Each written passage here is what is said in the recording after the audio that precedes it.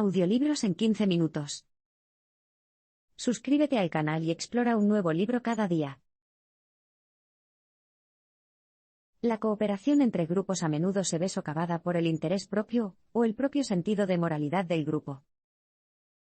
El mundo está cambiando rápidamente, pero los seres humanos siguen siendo biológicamente muy parecidos. La evolución nos ha dado las habilidades para cooperar dentro de grupos, pero desafortunadamente, nuestra capacidad de cooperar entre grupos aún deja mucho que desear. La historia del conflicto basta para decírnoslo. La cooperación mutuamente beneficiosa se ve amenazada por muchas cosas, pero la amenaza más clara es lo que se conoce como la tragedia de los bienes comunes. Este es el lenguaje sofisticado de la sociología para describir el conflicto entre el interés propio y el interés colectivo, en otras palabras, yo contra nosotros / tú. Imagina que Art viaja solo por el salvaje oeste. Ve la silueta de otro viajero más adelante, en un abrevadero. Art no está seguro de si el extraño está armado, pero Art sí lleva consigo sus pistolas. Se encuentran y se evalúan. Mientras sus caballos beben en el abrevadero. Si Art piensa de manera egoísta, no hay mucho que perder si dispara a Bud, el extraño. Para empezar, no habría ninguna posibilidad de que robaran a Artículo.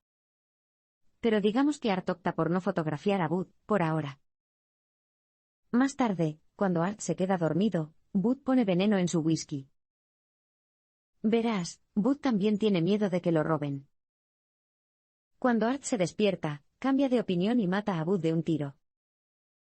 Luego, sin darse cuenta, bebe el whisky envenenado y muere. Si Art y Bud hubieran tenido menos egoísmo y, en cambio, hubieran actuado de manera cooperativa, ninguno de los dos habría muerto. Esa es la tragedia de los bienes comunes. Una segunda amenaza a la cooperación mutuamente beneficiosa se conoce como la tragedia de la moralidad del sentido común. Esta vez se trata de us versus them. En otras palabras, un grupo contrasta sus propios valores con los de otro. Un excelente ejemplo de esta mentalidad lo demuestra la historia del periódico político danés Jyllands-Posten. En respuesta al hadith islámico que prohibía las representaciones visuales del profeta Mahoma, publicó una serie de dibujos animados en los que se satirizaba a Mahoma en 2005.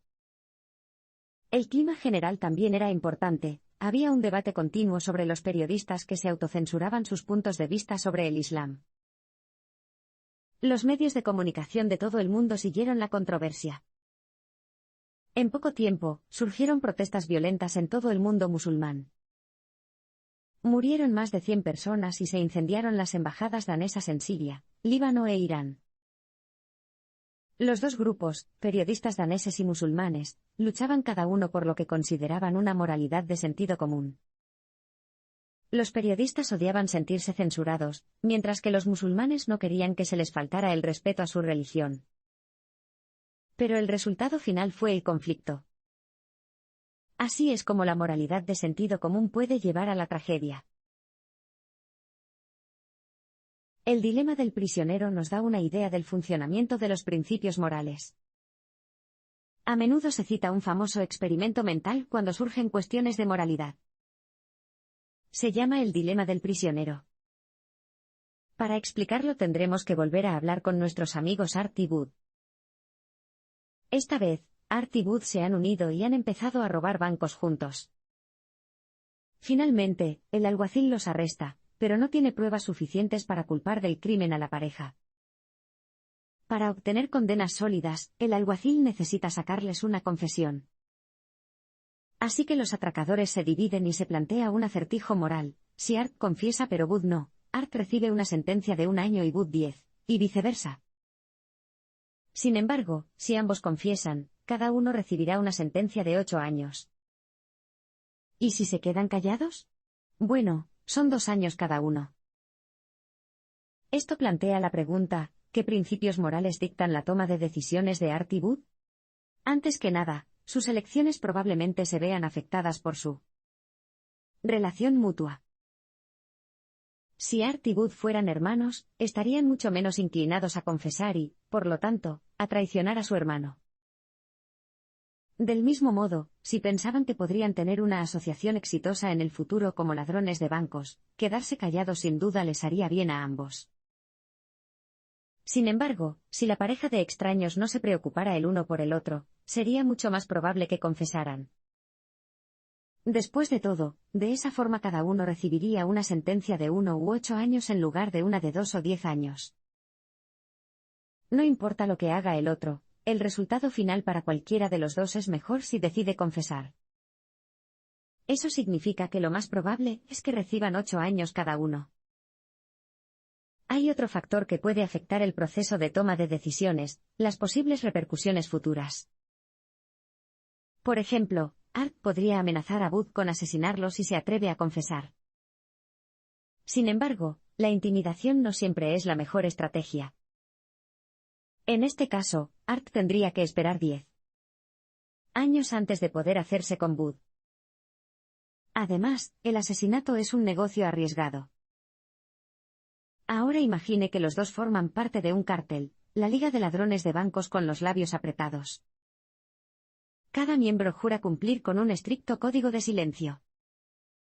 Quien no coopere debe enfrentarse a las violentas repercusiones de los demás. En este caso, Art y Bud no cantarán pronto. El utilitarismo reconoce que cada uno de nosotros merece la misma felicidad, pero en el proceso subestima los derechos de las personas. Pregúntate, ¿por qué has ido a trabajar hoy? Lo más probable es que sea para tu cheque de pago. ¿Y para qué necesitas el dinero? Para comida. ¿Y la comida? Bueno, es porque quieres seguir viviendo. ¿Y por qué vivir? Así podrás pasar tu tiempo con amigos y familiares y ser feliz. No importa cuál sea la secuencia exacta, te darás cuenta de que lo que importa, al final, es la felicidad. Aquí es donde el utilitarismo puede ser su guía. La filosofía sostiene que la preocupación más importante a la hora de tomar decisiones morales es la felicidad. Para entender mejor esto, veamos otro experimento mental famoso, el dilema de la pasarela. Imagínese que un vagón de tren se descontrola a toda velocidad hacia 5 trabajadores ferroviarios. Si los golpean, los matarán. Estás de pie en una pasarela con vistas a las vías. A tu lado hay otro hombre que lleva una mochila grande. Te das cuenta de que la única forma de salvar a los 5 trabajadores es arrojar a este hombre cargado a las vías de abajo. Esto lo mataría instantáneamente, pero también detendría el carruaje y salvaría a los trabajadores. Entonces, ¿es moralmente aceptable empujar al hombre del puente? Bueno, según los principios del utilitarismo, vas a tener que darle un empujón. Como cada vida es igual, esto asegurará la mayor felicidad de las 5 a costa de una vida. Es fácil ver el problema del utilitarismo cuando planteamos el dilema de la pasarela peatonal. Está claro que no valora en absoluto los derechos individuales. Esto se debe a que los utilitaristas piensan que está bien pasar por alto la felicidad de una persona si el resultado final es una mayor felicidad general. He aquí otro ejemplo, imagine que vive en una sociedad en la que una minoría de la población está esclavizada. Si la mayoría está contenta con este estado de cosas, su felicidad general es mayor que la de la minoría esclavizada. Eso está bien en lo que respecta al utilitarismo, pero es extremadamente dudoso desde el punto de vista moral.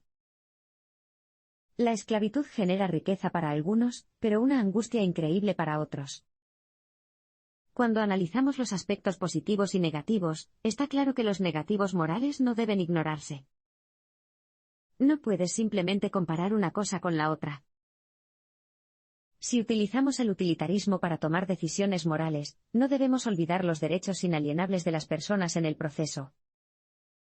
Estos derechos no deben descartarse solo porque la felicidad de un grupo mayoritario sea cuantificablemente mayor. El pensamiento moral se presenta en 2 modos, automático o manual.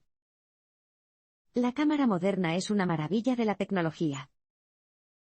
El fotógrafo puede elegir el modo automático de apuntar, y disparar o utilizar la configuración manual para ejercer un mayor control sobre el resultado. Es una buena analogía del pensamiento moral, donde también tenemos 2 modos, automático y manual. Los investigadores Babashid y Alexander Fedorikin lo demostraron en un experimento realizado en 1999. En su estudio, se les pidió a los participantes que memorizaran un número, caminaran por un pasillo y le dijeran el número al evaluador. La mitad de los participantes recibieron un número de 2 dígitos para memorizar, la otra mitad un número de 7 dígitos. Claramente, el segundo grupo tenía la mayor tarea cognitiva.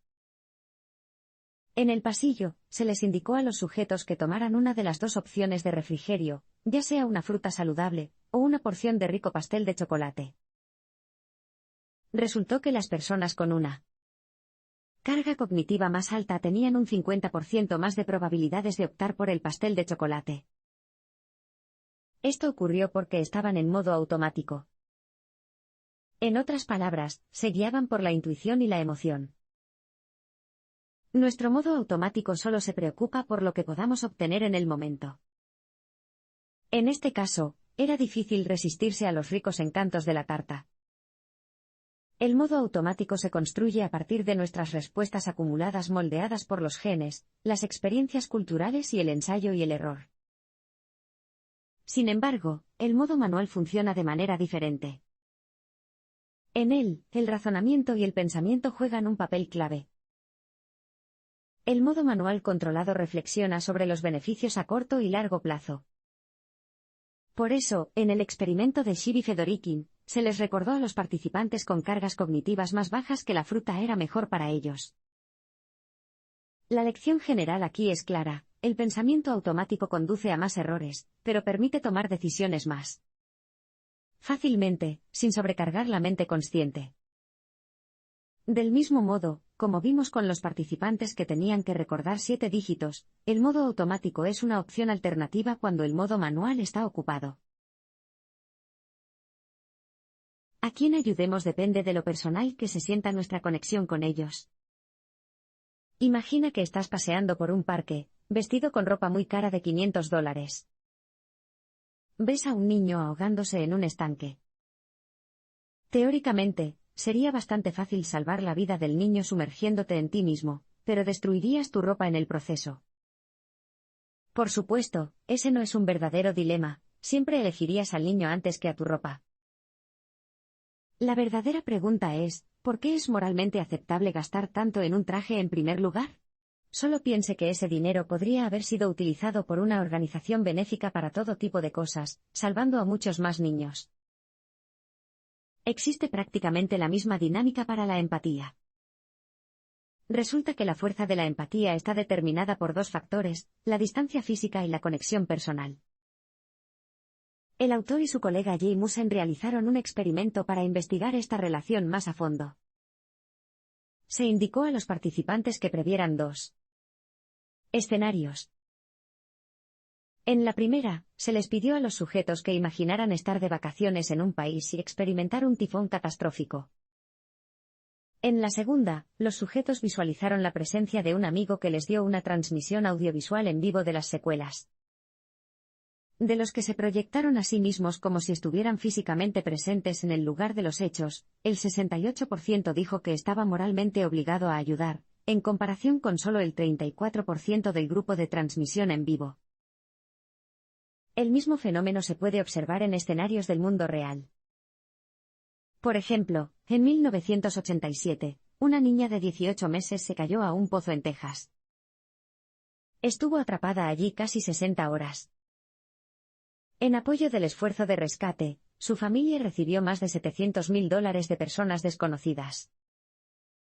Felizmente, el niño fue rescatado por los servicios de emergencia. Pero lo interesante es que el dinero donado podría haber salvado las vidas de miles de personas que mueren en los países en desarrollo. Entonces, ¿por qué se dio solo por esta causa? Sentimos la responsabilidad de ayudar debido a nuestros sentimientos de ansiedad y culpa, pero solo si sentimos una conexión con el caso.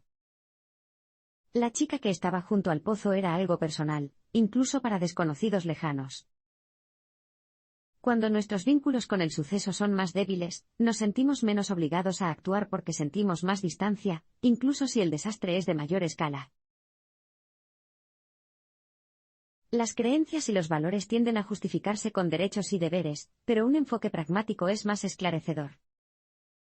Uno de los debates más polémicos que hierven hoy en día en el mundo gira en torno al aborto. En términos generales, los defensores del derecho a decidir, y los que están a favor de la vida justifican sus puntos de vista analizando los derechos y los deberes. Quienes están a favor de decidir ven el aborto como una faceta de los derechos de las mujeres, por supuesto, deberían poder tomar decisiones sobre sus cuerpos. Del mismo modo, los partidarios de la vida afirman oponerse al aborto debido a su deber de proteger toda la vida. Por lo tanto, estos dos argumentos se basan en dos conceptos completamente diferentes. Como resultado, el único punto en común que pueden debatir es la cuestión de cuándo comienza realmente la vida. Los argumentos a favor de la vida se centran en el potencial de la vida humana que el aborto pone fin. Para la mayoría de los partidarios de la vida de una persona comienza en la concepción, el momento en que el espermatozoide y el óvulo se fusionan. Los que están a favor de la elección, por otro lado, no creen que la vida comience con la concepción, sino más bien cuando el feto tiene una conciencia básica, lo que significa que tiene conciencia de su cuerpo y puede sentir dolor. Pero centrarse en cuándo comienza la vida no responde realmente a la pregunta de por qué exactamente se justifica moralmente o no el aborto precoz. En este caso, el utilitarismo puede ofrecer una forma pragmática de abordar el debate. En lugar de preocuparnos por cuándo comienza la vida, debemos plantearnos cuestiones morales. Por ejemplo, ¿la prohibición del aborto tendría un impacto positivo o negativo en la sociedad en su conjunto? Si se prohibieran los abortos, ¿qué pasaría? Quizás las personas alterarían su comportamiento sexual, a pesar de ser una parte satisfactoria de la vida.